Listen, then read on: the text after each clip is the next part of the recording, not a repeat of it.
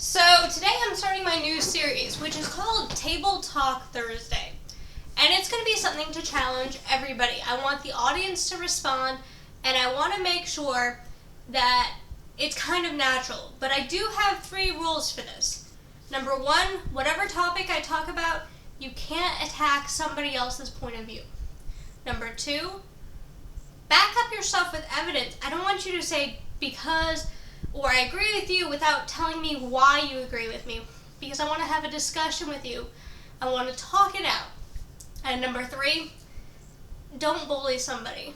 I teach, and those are my rules when we have any form of discussion, whether it be me doing my Federalist activities where half the class is Federalist, the other half is anti-Federalist, and as they are making their arguments, they throw paper balls across room with questions written on them, and they can hiss, because back then they didn't boo, they hissed.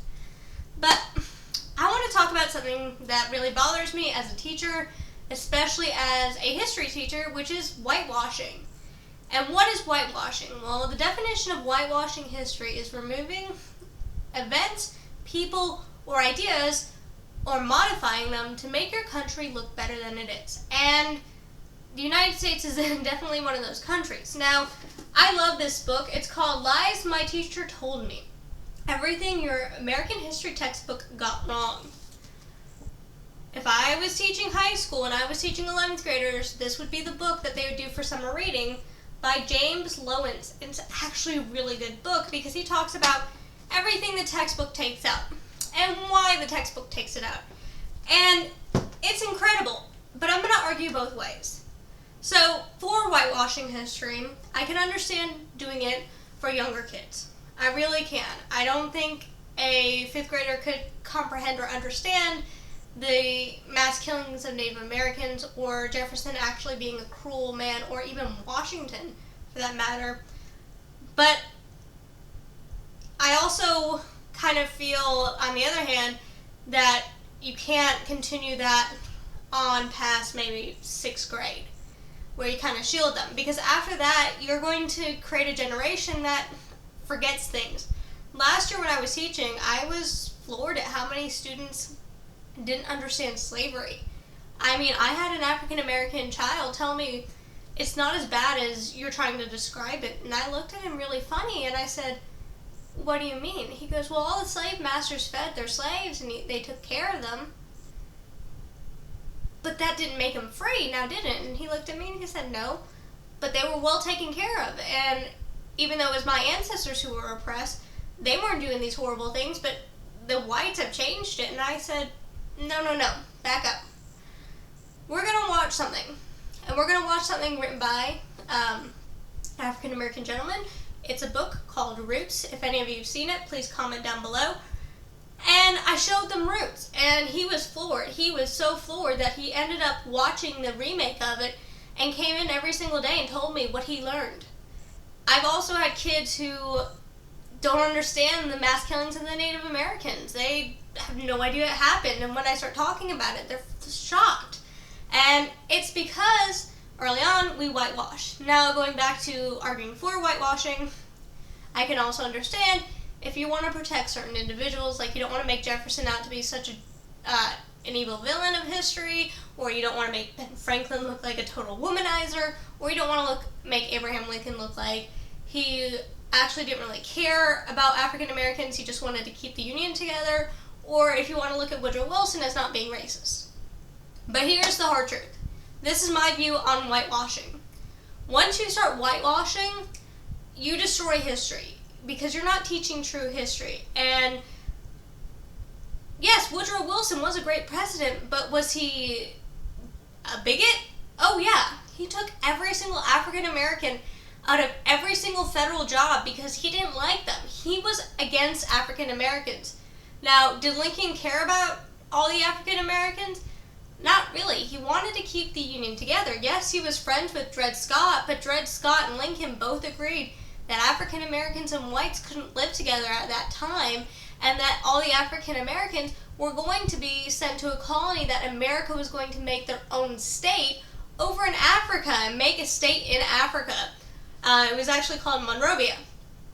And that was Lincoln's idea and Lincoln's plan, and Lincoln was the one who suspended habeas corpus. For those of you who don't know what habeas corpus means, it means you can't be held for a long period of time without knowing why. And he suspended it, and when somebody sued to get it back and the Supreme Court told Lincoln you have to put it back, Lincoln refused because he knew what was best for the United States at the time. But do we talk about that? No. We kind of ignore that. We also ignore the fact that Thomas Jefferson is probably one of the biggest prima donnas of history. I do like Jefferson as a historical figure, but this man, my God. So, you have at the beginning Jefferson, Washington, and Adams, and Hamilton. And when Washington creates his cabinet, Jefferson cannot get along with Hamilton. They hate each other. Alexander Hamilton and Jefferson hate each other. They're at each other's throats. Jefferson is the Secretary of State. Hamilton is the Secretary of the Treasury. Long story short, when Washington sides with Hamilton on the Bank of the United States, Jefferson leaves because he doesn't like it. And he disagrees, so he forms his own political party. But Jefferson also only freed 5 of his slaves in his lifetime. It's either 5 or 15. And he even writes, when he's writing the Declaration of Independence, slavery is like a wolf. You're holding it by its pinky toe and hoping it doesn't bite you. So he knew it was a bad practice, but didn't want to kick up the apple carts, and during that time period it made sense.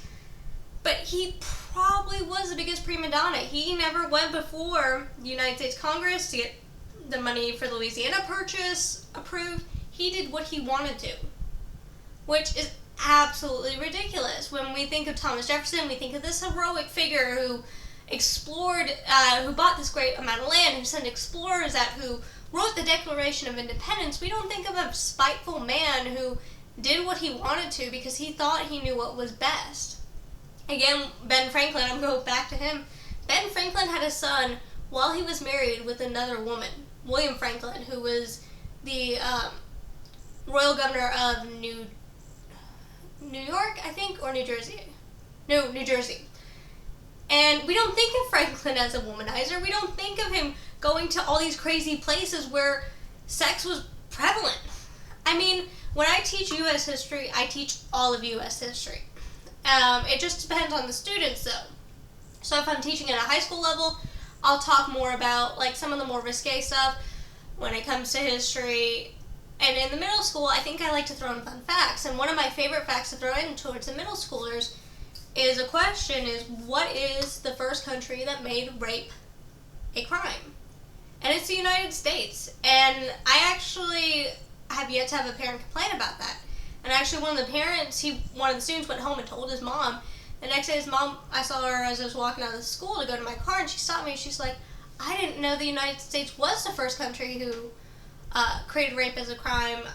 Actually, this is a really good talking point in our family because one of my sister's friends was raped and she goes around and counsels on it, and we've all talked about it before, but I didn't know that. And I called her up and I told her, and she was really impressed, and she asked where I learned it, and I said my son.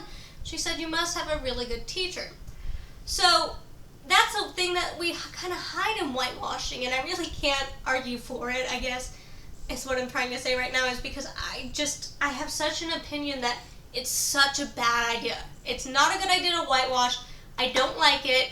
I wish we didn't, but there's always going to be people who are going to whitewash. I mean, funny history fact, up until 1995, the 13th Amendment, which freed all slaves, was not approved in Mississippi. But that's not the state that has something weird like that. For a while in Florida, it was illegal to teach slavery because it offended not your African American students, but your white students because it caused guilt. And this isn't in the 1970s. This is in the early 2000s, which I find absolutely ridiculous. There are also states where when you teach a Civil War, you can't focus on slavery. You can kind of touch on it, but then you have to leave it alone. And you can't teach the LGBT movement. I mean, I want students to know what Stonewall is. I want students to know who Harvey Milk is. But I also want students to know who Andrew Jackson is, even though he was a bigot.